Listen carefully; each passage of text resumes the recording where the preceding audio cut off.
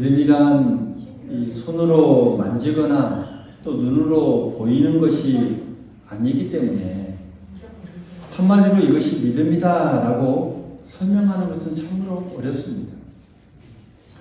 또한 믿음이란 하나님과 나와의 관계에서 성립되는 그런 어떤 신비한 사건이기 때문에 다른 사람의 믿음을 평가하거나 가늠하는 것도 쉽지 않습니다. 내가 내 믿음을 측정하는 것도 결코 쉬운 일이 아니죠. 그러나 믿음은 그 사람의 행위를 통해 어느 정도 표현되기 때문에 오랜 세월 동안 그가 하는 말과 행동을 지켜보면 그 믿음이 어느 정도인지를 확인할 수 있다는 사실이죠. 그런 의미에서 성경은 우리에게 가르치기를 행함이 없는 믿음은 그 자체가 죽은 것이라 라고 말씀하면서 행함이 없는 믿음이 헛것인 줄 알아라 라고 우리에게 가르칩니다. 그러면서 행함으로 믿음이 온전케 된다 라고 이 야고보를 통해서 강력하게 말씀해 주고 있습니다. 야고보서는 그 당시 예수를 믿으면서 행함을 무시한 채 세상 사람들로부터 지탄받는 그런 초대 교인들에게 보낸 서신이죠. 그래서 야고보서의 요지는 그렇습니다. 내가 예수를 믿느냐? 내가 구원을 받았느냐? 그렇다면 바로 살아라. 손가락질 받거나 지탄받는 일을 하지 말라. 이것을 야고보서에서 끊임없이 강조하고 있습니다. 믿음으로 구원받는 우리는 믿지 않는 사람들보다 말이나 행실이 더 고상하고 칭찬받을만 해야 합니다. 바로 믿고 바로 사는 것이 우리의 믿음에서 아주 참으로 중요하다라는 사실이죠.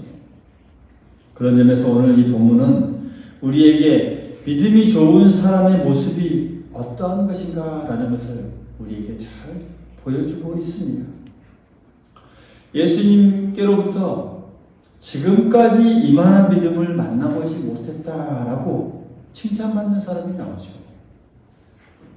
우리가 읽었던 이 로마 군대의 장교, 이 백부장이라고 하는 사람이죠.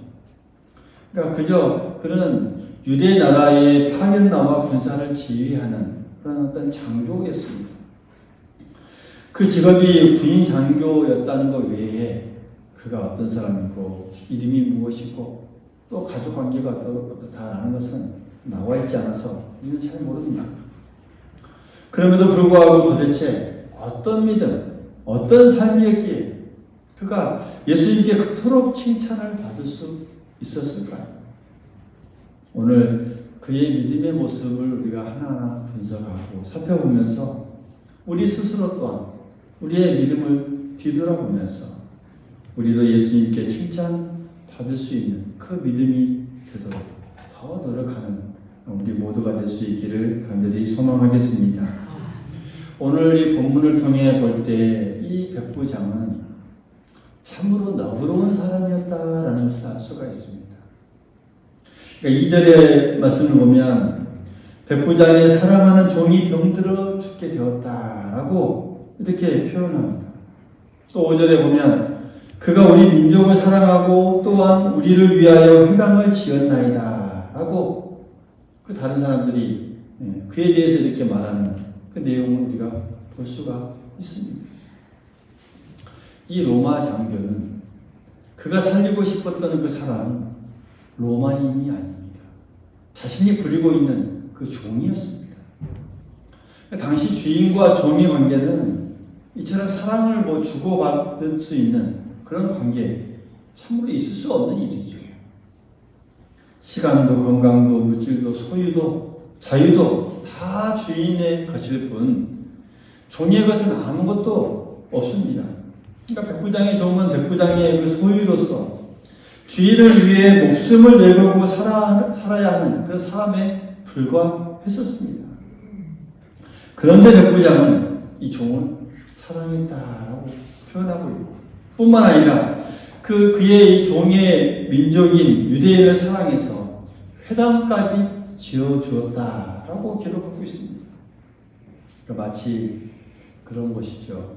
우리가 일제 강점기 때 얼마나 많은 일본 사람들이 우리나라에 와가지고 핍박하고 또 많은 사람들을 종으로 삼았습니까? 근데 그 일본인, 그 주인이 우리 한국 사람인 종을 이렇게 사랑하는 것이죠. 아프면 다 낫게 해주고. 더군다나 그가 다니는 이 교회를 새로 지어줬다라고 생각해 보십시오. 그것과 막 같은 것이죠. 어떻게 생각하면 참 있을 수도 없는 일이지만 진짜 그랬다고 한다면 참 놀라운 일이었겠죠. 그러니까 이런 것들을 통해서 우리가 백부장은 어떤 이 편협하지도 편견을 가지지도 않는 사람이었던 것을 알 수가 있고, 한마디로 말하면 도양이 크고 너그러운 사람이었다라는 것을 우리가 알 수가 있습니다. 잘 산다고 어떤 이 못 사는 사람을 이렇게 얕잡아 보는 것, 또 돈 많다고 돈 없는 사람을 무시하거나, 건강하다고 건강치 못한 사람에게 잘난 체하거나, 자녀들이 잘 되었다고 그렇지 못한 사람들을 무시하거나, 내게 어떤 잘난 부분이 있어서 그렇지 못한 사람을 없이 여기는 것, 이런 일들은 잘하는 일들이 아니죠. 아주 편협하고 너그러운 사람이 아닌 사람들이 하는 그런 생각이나 일들입니다. 믿음은 그 사람의 인격이라는 그릇에 담아야 하는데 그 사람의 인격이 나쁘면 신앙의 행위도 이렇게 나빠지게 되어 있다는 것이죠. 정말로 인격적인 사람이라면 그 사람의 신앙 상태도 좋아져야 합니다. 이 백부장의 그런 이 인격의 형태, 모습이 바로 이러했습니다. 따가운 마음이 그에게 늘 가득했습니다. 그러므로 품성이 좋은 사람은 남을 돕고 사랑하고 배려합니다. 우리 믿음의 사람들도 이처럼 너그러운 마음을 가지기 위해 힘써야 합니다. 이것이 바로 믿음의 사람의 모습이고 표현이라는 사실이죠. 늘 너그러운 마음을 지니고 너그럽게 말하고 행동하면서 남에게 상처를 주지 않고 도리어 사랑의 향기를 풍겨낼 수 있는 우리 모두가 될 수 있기를 소망하겠습니다. 그리고 두 번째로 백부장은 겸손했습니다. 겸손했습니다. 그렇기에 이 예수님께 칭찬받을 수 있었습니다. 6절의 말씀을 보면 6절의 말씀을 봐보십시오. 거기에 보면 주여 수고하시지 마옵소서 내 집에 들어오심을 나는 감당하지 못하겠나이다 하면서 7절에도 보면 내가 주께 나아가기도 감당하지 못할 줄을 알았나이다 라고 고백하고 있습니다. 그러니까 그 당시 이 로마라고 하는 나라를 보면 이 로마는 유대 나라의 주인이었습니다. 그러니까 유대는 로마의 속국이었던 것이죠. 로마의 관리는 속국인 유대 사람들에게 어쩌면 주인과 같았습니다. 백부장은 로마의 고급 장교고 예수님은 유대 사람이었습니다. 그러니 예수님이 오히려 백부장의 주라고 불러야 하고 백부장을 만나는 것을 영광으로 여겨야 하는 게 어쩌면 당연했습니다. 그런데 오히려 백부장이 예수님을 주라라고 부르는가 하면 내 집에 오시는 것도 내가 주께로 나아가는 것도 감당할 수 없다 하면서 존경의 표시를 하고 있습니다. 한마디로 정말 위대한 겸손이 아닐 수 없습니다. 겸손이라는 그 단어의 뜻을 살펴보면 다양한 의미가 있습니다. 그 중에서도 자기를 낮추다, 자기를 괴롭히다, 짓누르다, 고삐를 매다, 자갈을 먹이다 라는 이런 여러 의미가 겸손이라는 그 단어 속에 의미를 포함하고 있습니다. 그런 의미에서 우리가 이 겸손을 한마디로 정의를 해본다면 이렇습니다. 입에 자갈을 물리고 아무 말이나 내뱉지 않는 것, 고삐를 메어 아무 짓이나 못하게 하는 것, 자기를 낮추고 자기를 짓누르고 자기가 괴로움을 당하더라도 남을 괴롭히지 않는 것, 이것이 바로 겸손의 단어 속에서 표현되는 그 의미에서 찾아볼 수 있는 내용입니다. 자기의 입에 자갈을 물리고 아무 말이나 내뱉지 않고 내가 내 고삐를 메어서 아무 짓이나 못하게 하도록 내 자신을 잡고 또 붙잡아 내는 것, 내 나를 낮추고 나를 짓누르고 혹여나 내가 괴로움을 당하더라도 남을 괴롭히지 않는 것, 그렇게 내 모습으로 늘 철저한 모습으로 다져나아가는 것, 이것이 겸손의 참 의미입니다. 성경은 이 부분에 대해서 이렇게 베드로전서 5장 5절에 보면 표현하고 있죠. 서로 겸손으로 허리를 동이라. 하나님이 교만한 자를 데려가시되 겸손한 자들에게는 은혜를 주시느니라 라고 말씀합니다. 또 주님께서도 말씀하셨죠. 나는 마음이 온유하고 겸손하다라고 주님의 이 겸손의 모습이 우리에게 가르쳐 주셨습니다. 세계 교회사에 큰 영향을 끼친 성 어거스틴이라는 분, 우리가 잘 아십니다. 이분에게 어느 날 제자들이 와서 그리스도인이 지켜야 할 가장 큰 덕이 있다면 그것은 무엇이겠습니까? 라고 묻자 이 어거스틴은 그것은 겸손이다 라고 가르쳐 줍니다. 제자들이 또 묻습니다. 그러면 두 번째는 무엇입니까? 그것도 겸손이다. 제자들은 세 번째는 무엇입니까? 라고 묻자 그것 또한 겸손이다 라고 가르쳐 주면서 그리스도인에게 가장 큰 덕목은 겸손임을 우리에게 가르쳐 주고 있습니다. 우리가 이렇게 겸손한 사람이 되려면 첫째, 말이 겸손해야 됩니다. 언중유골이라는 말이 있습니다. 우리가 늘 하는 말 속에 이 가시가 들어있거나 독이 들어있으면 안 됩니다. 말 속에 교만이 끼어들면 안 됩니다. 이 말이 늘 겸손하도록 표현되어야 합니다. 또한 우리의 행동이 겸손해야 합니다. 거친 행동이나 오만부순한 행동은 늘 피해야 합니다. 행동이나 말이 그렇게 되면 덕도 안 되고 존경도 사랑도 받기 힘듭니다. 그리고 세 번째로는 마음이 겸손해야 합니다. 제 아무리 말이나 행동이 겸손해도 마음속에 이 교만이 들어차 있으면 안 되죠. 얼마든지 겉으로는 겸손한 척 위장할 수 있습니다. 그래서 주님께서 나는 마음이 온유하고 겸손하다라는 말씀은 마음부터 이 겸손이 우러나와야 함을 우리에게 말씀해주고 있습니다. 마음 속에 교만이 있으면 행동으로 순간순간 드러나는 것이죠. 그러니 이 마음이 온유하고 겸손하면 순간순간 더 겸손이 드러나게 되겠습니다. 솔로몬도 에레미야도 자신을 어린아이다 라고 낮추었을 때 하나님께서 그에게 큰 복과 은혜를 주셨습니다.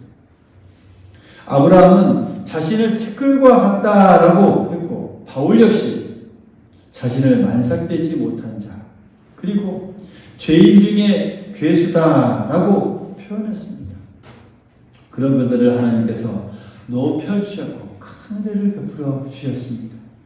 그러니 우리가 이 겸손한 부분들을 얼마나 우리의 삶 속에서 갈고 닦고 또 우리 가슴 속에 마음 속에 깊이 품고 삶 속에 나타내 보여야 하는지를 우리가 늘 기억해야 하겠습니다.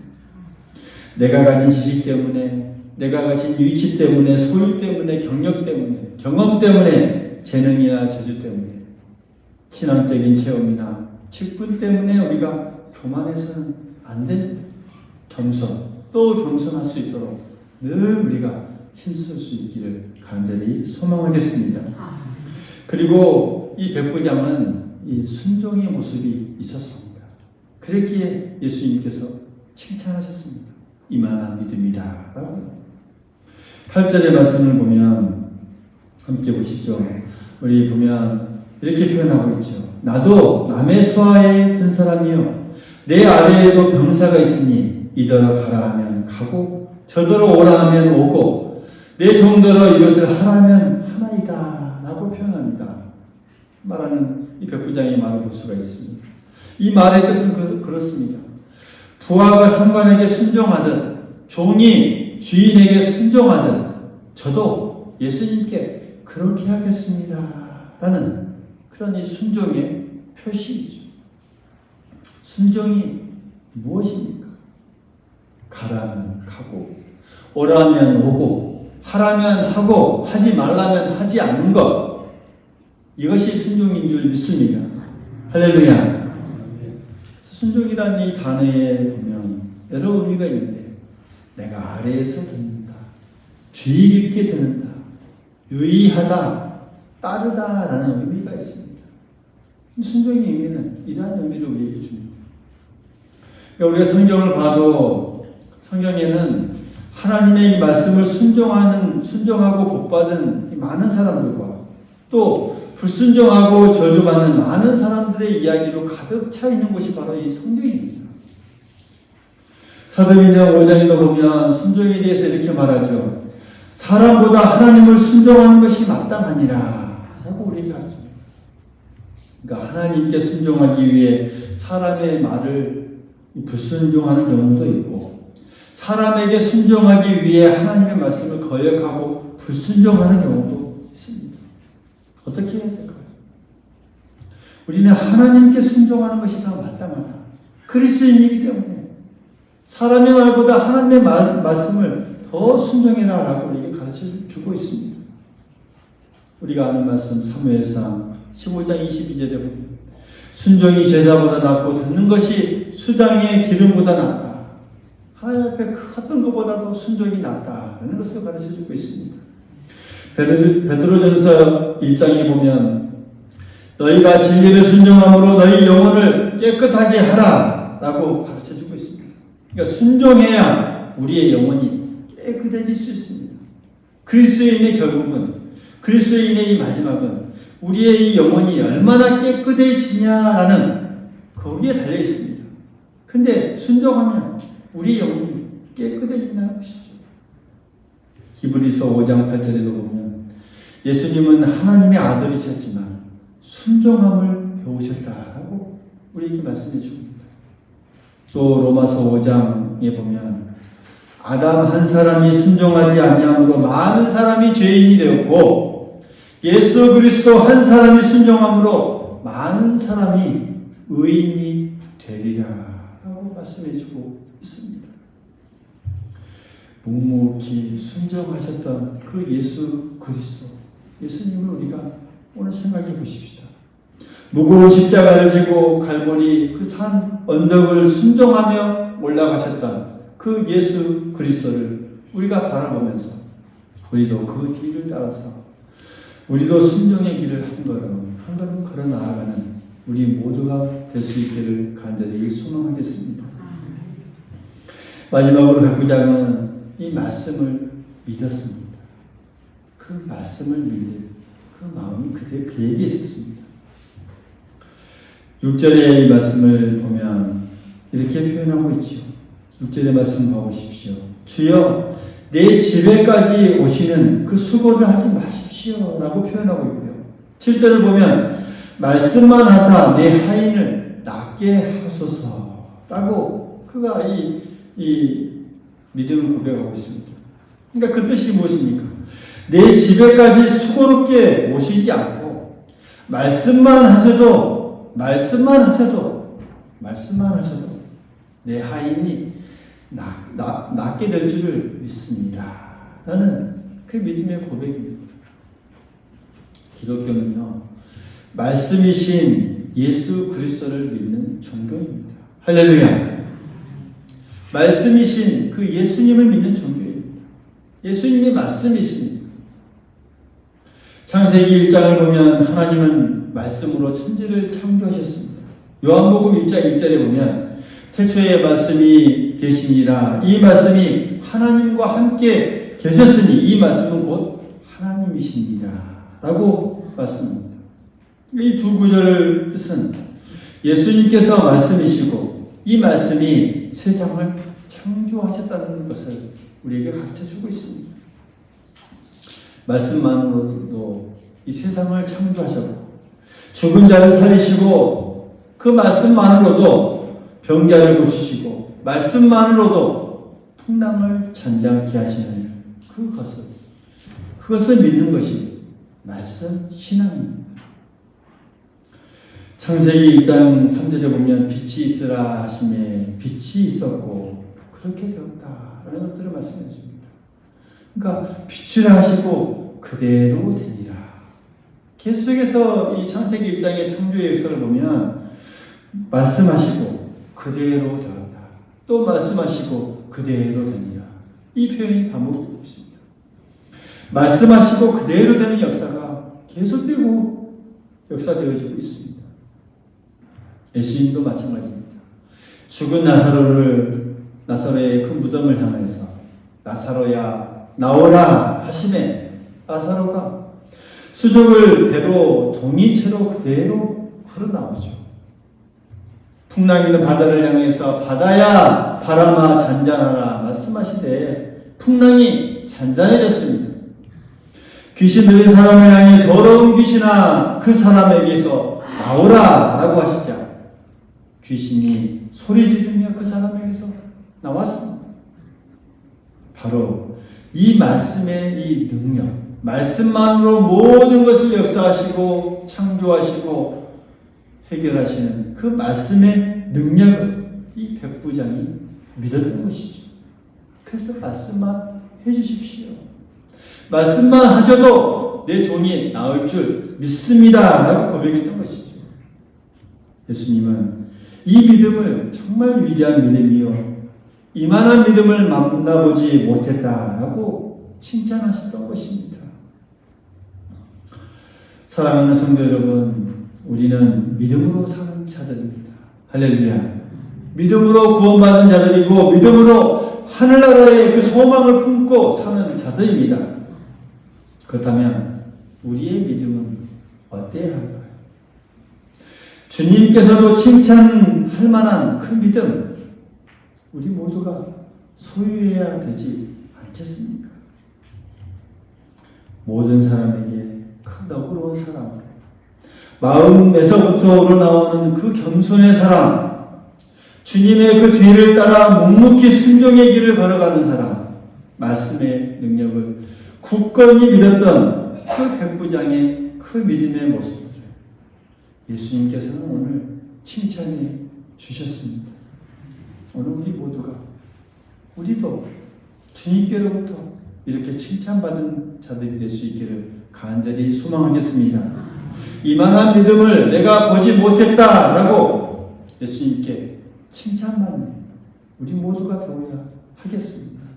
한 주간도 정말 이 말씀을 우리가 가슴속 깊이 새기면서 주님 앞에 칭찬받는 믿음으로 더욱더 한 걸음 한 걸음 우리 인생의 길, 신앙의 길을 걸어 나아가는 고마운 교회 모든 성도들이 될 수 있기를 간절히 소망하겠습니다. 아멘.